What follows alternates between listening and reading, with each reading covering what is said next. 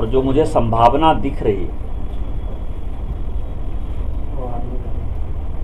कि दुमका विधानसभा में जो है फिर से एक बार चुनाव आने वाला, उपचुनाव की संभावनाएं जो है दुमका में बढ़ गई। जिस तरह से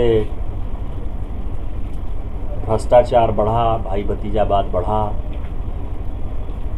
जो कल माननीय प्रधानमंत्री जी ने जो लाल किले के प्राचीर से अपने संबोधन में कहा,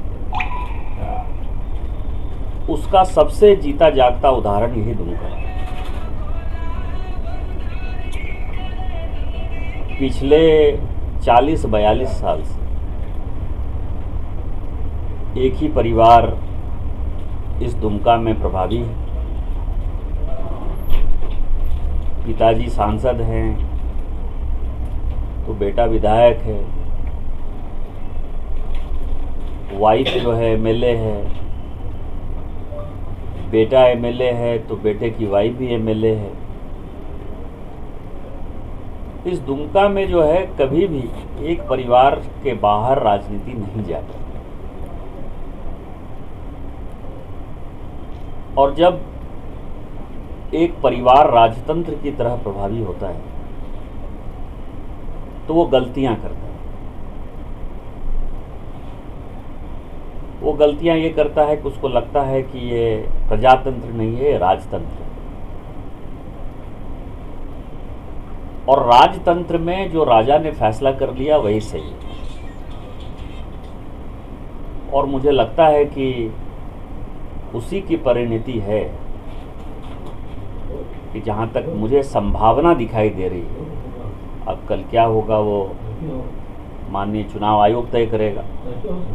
लेकिन चुनाव आयोग में जो हमारा केस है, चूँकि हम भारतीय जनता पार्टी एक पार्टी के तौर पर गए हैं और जो कानून के सलाहकार अपने को जानकारी दे रहे हैं, उसके हिसाब से हमको लगता है कि संथाल प्रणाम में 2 चुनाव बरहेट और दुमका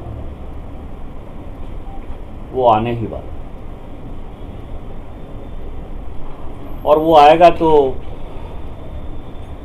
भारतीय जनता पार्टी का ये केस है। भारतीय जनता पार्टी के कार्यकर्ता जो है उनको आज से ही इसके तैयारी में लग जाना चाहिए कि इस बार मौका है आपके पास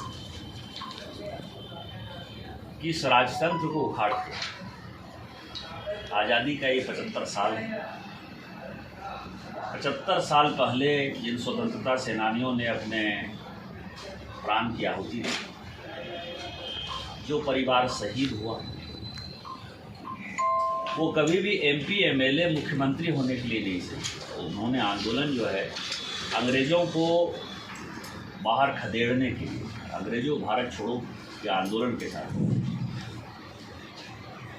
और वो ताकत जो बाबा साहब अम्बेडकर ने दी, उसमें जो कुछ परिवार काबिज हैं इस देश में, खासकर इस दुमका में, अपने पास ये बैलेट एक ऐसा साधन है जिसमें से हम यहाँ से मैसेज दे सकते हैं, झारखंड को बचा सकते हैं। झारखंड को बचाने का सवाल है, इसके लिए विशेष तौर पर आप लोगों को मैंने कहा। और यदि ये चुनाव होगा तो मुझे लगता है कि अक्टूबर-नवंबर में गुजरात चुनाव के साथ ही जो है बरहेट और दुमका का चुनाव